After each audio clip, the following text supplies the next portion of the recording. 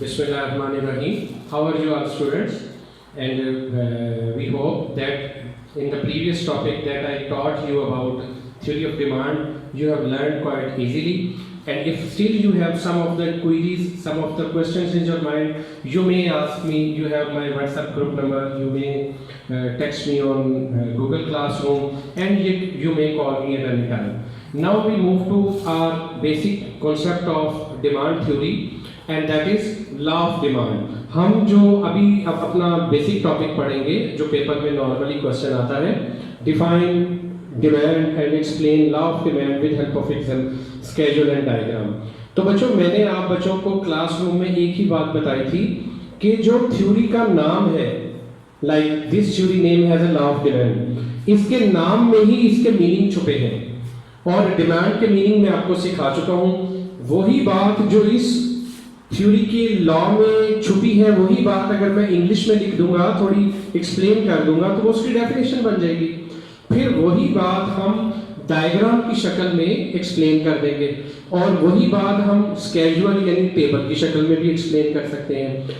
और इसकी साथ साथ कुछ इसकी असम्पशंस हैं जो सामने लिखी हैं, उन्हें डिस्कस करते हैं. तो टॉपिक को समझने के लिए हम बेसिक डिमांड फंक्शन पर दोबारा जा रहे हैं.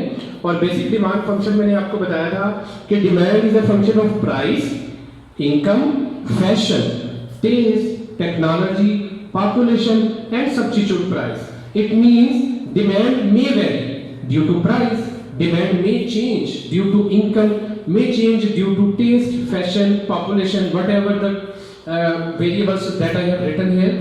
But to keep it simple, we need to learn the real behavior of demand. We assume that there is no change in substitute price. There is no change in population. When you apply this line, it means it is being constant. There is no change in technology, taste, fashion. Why? Then demand is the only function of price. Demand सिर्फ किसका function रह गया? कीमत का function रह गया. तो बच्चों, ये जो चीजें मैंने अज्यूम की बीइंग कांस्टेंट, एक्चुअल लाइफ में ये चेंज होती रहती है. फैशन, टेक्नोलॉजी, पॉपुलेशन आम जिंदगी में तब्दील होती रहती है, लेकिन हमने इन चीजों को अज्यूम किया कि ये चीजें तब्दील नहीं होती. तो इन्हीं को हमने क्या नाम दे दिया? assumptions of law of demand. ये देखें, no change in the taste. Here is there should be no change in consumer income. There should be no change in income, no change in fashion, no change in technology, no change in population. क्यों बच्चों? उसकी भी मैं आपको एक example देता हूँ. फर्ज करें कि एक कमोडिटी है, उसकी प्राइस कम हो गई है, लेकिन अब प्राइस कम होने पर आप उसकी डिमांड बढ़ाना चाह रहे हैं, जैसा हमने पहले देखा था.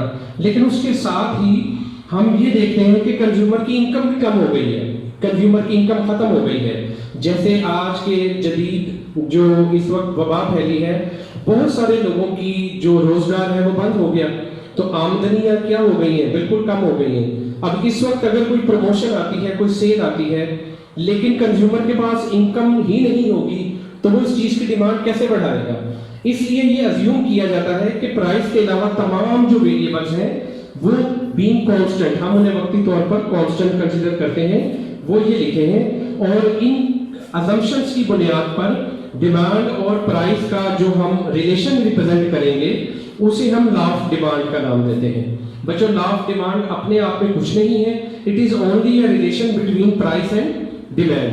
और वो मैं आपको पहले ही बता चुका हूं कि प्राइस और डिमांड में क्या रिलेशन होता है. कि जब प्राइस बढ़ती है तो आप डिमांड क्या करते हैं बच्चों? चीजों की, गुड्स की, कमोडिटीज की कम करते हैं. और जब प्राइस कम होती है तो डिमांड क्या करते हैं? बढ़ाते हैं. Other things do not change. Other things do not change in normal condition. इस स्टेटमेंट को क्या नाम देते हैं बच्चों? Law of demand. Law of demand is actually a functional relation between price and demand. तो बच्चों, आपके नजदीक प्राइस और डिमांड में कौन सा रिलेशन आ रहा है? पॉजिटिव रिलेशन आ रहा है या नेगेटिव आ रहा है? आप लोग सोचें. प्राइस बढ़ रही है, डिमांड कम हो रही है. प्राइस कम हो रही है, डिमांड बढ़ रही है. तो ये बच्चों नेगेटिव या इनवर्स रिलेशन होता है, और इसी को हम क्या नाम दे देते हैं, लॉ ऑफ डिमांड का। तो बच्चों हम इसकी डेफिनेशन देखते हैं।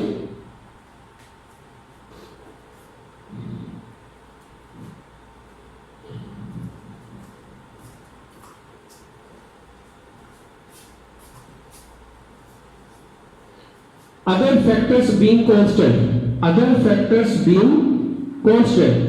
ceteris paribus, price and quantity demand of any good and any service are inversely related to each other. When the price of a product increases, demand for same product will fall. यानी जब किसी की कीमत बढ़ेगी तो demand कम हो जाएगी उस कमोडिटी की, और अगर कीमत बढ़ेगी तो डिमांड कम हुई है, और अगर कीमत कम हुई है तो डिमांड इनवर्स रिलेशन के तौर पर क्या हो जाएगी, बढ़ जाएगी। तो बेटो क्या रिलेशन निकला, inversely related. This is known as law of demand, जो हमने यहां पर डिस्कस किया है।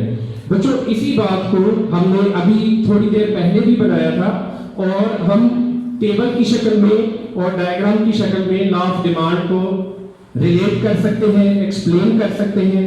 तो देखिए बच्चों, एक तरफ प्राइस ऑफ अ गुड है, दूसरी तरफ उसकी क्वांटिटी डिमांड है। ये वही टेबल है जो अभी मैंने आपको असाइनमेंट के तौर पर दिया इंडिविजुअल डिमांड का, चाहे उसको मार्केट डिमांड का नाम दे दे, मार्केट डिमांड, ओवरऑल डिमांड या इंडिविजुअल, लेकिन उसमें रिलेशन इनवर्स रिप्रेजेंट होना चाहिए। देखें, price of a commodity is falling, price falls from 5 to 4, 4 to 3, 3 to 1 and 2 to 1. On the other side, demand of that particular commodity is increasing. You may see when the price of a commodity is 5, demand is 10. When the price is reduced to 4, demand reaches to 20. तो देखिए बेटो, inverse relation निकला, price कम हो रही है और demand क्या हो रही है, बढ़ रही है। इस तरह का कोई भी टेबल आप अपनी मर्जी से बना सकते हैं, ये शर्त नहीं है कि जो टेबल यहाँ बना है आप उसी को फॉलो करें। इसमें जो इनवर्स रिलेशन शो हो रहा है वो आपने जो है वो बिल्कुल अच्छे तरीके से आपने उसको जो है वो बनाना है। तो देखिए बच्चों, जैसे पहले डायग्राम बनाई बिल्कुल वही डायग्राम दोबारा बनी है। X axis, Y axis, Y axis पर हमने क्या लिया था, प्राइस ली थी, तो देखिए बच्चों प्राइस लिखी है। एक्स एक्सिस पर हमने क्या लिया था, डिमांड फॉर गुड, वही लिखी है। आपकी डिमांड 10 से मैक्सिमम कहां तक जा रही है, 50 तक, इक्वल डिस्टेंसेस। आपकी प्राइस 1 से लेकर कहां तक जा रही है, 5 तक।